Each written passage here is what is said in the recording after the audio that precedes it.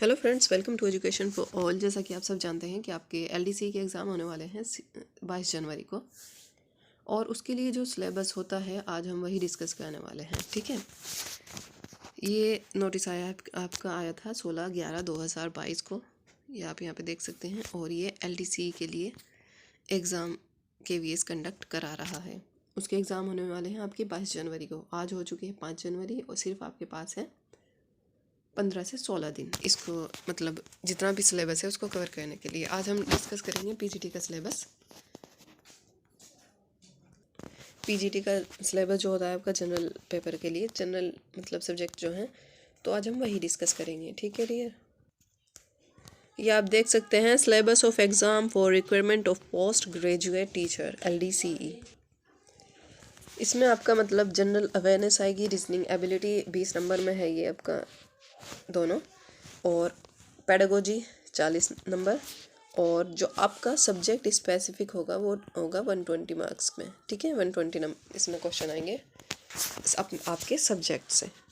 ठीक है, आप ये देख सकते हैं perspective on education and leadership, इसको मतलब इसको वेटेज मिला है 40 नंबर में आएगा आपको। तो ये है आपका सिलेबस पीजीटी के लिए जो केवीएस ने निर्धारित किया है LDCE के लिए। इसमें आपको मतलब आपके 180 क्वेश्चन आएंगे, 180 मार्क्स के। ठीक है, और आपको 180 ही मिनट मिलेंगे, मतलब 3 घंटे का ये आपका पेपर होगा। एक क्वेश्चन को सोल्व करने के लिए आपको 1 मिनट दिया जाएगा। तो उसके लिए मतलब आप सबसे पहले जब आप अपना क्वेश्चन पेपर अटैम्प्ट कर रहे होंगे तो आप सबसे पहले अपना मतलब सब्जेक्ट को कवर करें, क्योंकि वो 120 नंबर में आपका सब्जेक्ट है। ठीक है, फिर इसके बाद आप पेडागोजी को देखें, क्योंकि इसमें भी 40 नंबर दिए गए हैं पेडागोजी को। आप अभी भी आप अब तैयारी कर रहे हैं तो सबसे पहले अपने सब्जेक्ट पर अपनी पकड़ बनाइए।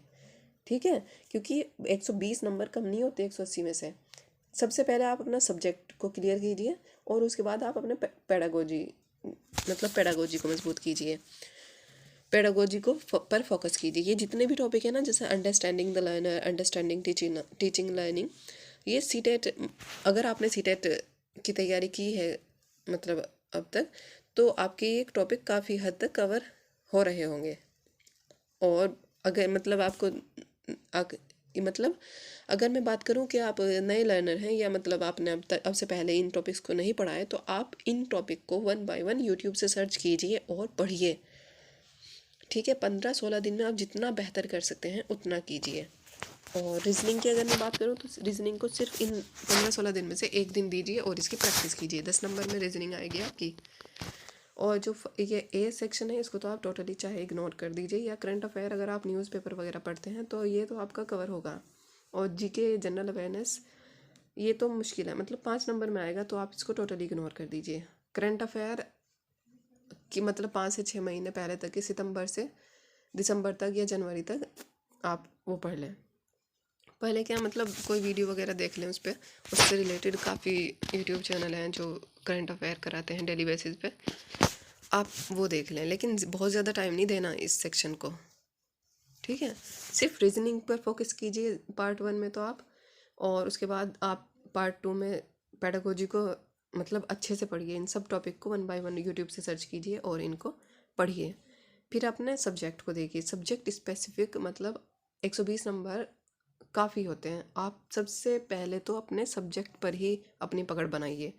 ठीक है, पेडागोजी प्लस सब्जेक्ट, आपका सब्जेक्ट और पेडागोजी, इन दोनों पर आपको मेन फोकस करना है। यही आपका एग्ज़ाम क्वालिफाई करा देंगे, क्योंकि 40% हैं क्वालिफाइंग में, आपका देखेंगे हम आगे वो।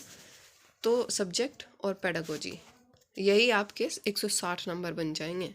तो इन पर आपको फोकस करना है। और ये आपको कहाँ से पढ़ना है, आप मतलब कोई बुक खरीदें, या अब इतना टाइम नहीं है कि कोई बुक खरीद के पढ़ो आप।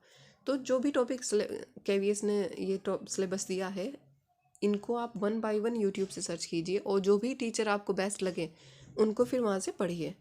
ठीक है, क्योंकि बात करूँ तो जैसा कि अगर केवीएस के जो प्रीवियस ईयर पेपर हुए हैं अब तक, आप उनको सोल्व कीजिए। मस्ट है ये पेडागोजी के लिए, बहुत ज़रूरी, अपने सब्जेक्ट के भी और पेडागोजी के लिए भी।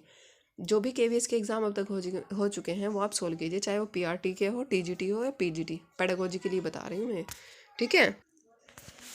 सीटेट और केवीएस दोनों के प्रीवियस ईयर जो पेपर हो चुके हैं उनको आप सोल्व कीजिए 1 बाय 1, ठीक है, पेडागोजी के लिए। और आप अपने सब्जेक्ट के लिए अब तक जो भी आपने पढ़ा है मास्टर लेवल तक उसको उस सब रिवाइज कीजिए, ठीक है। और अब तक जो भी केवीएस के पेपर हो चुके हैं पहले उनको आपको ज़रूर सोल्व करना है।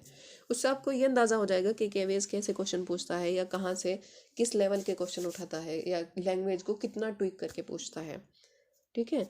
और आपका एग्ज़ाम ऑनलाइन होगा सीबीटी मोड। फ्रेशर्स के लिए जो मतलब एग्ज़ाम होने वाले हैं वो तो ऑनलाइन ही होंगे, आई होप ये भी आपके ऑनलाइन ही हो रहे हों। लेकिन ये था मतलब आपका सिलेबस जो आपका पीजीटी के लिए होता है जनरल पेपर के लिए, और सब्जेक्ट स्पेसिफिक आपका 120 नंबर में आएगा।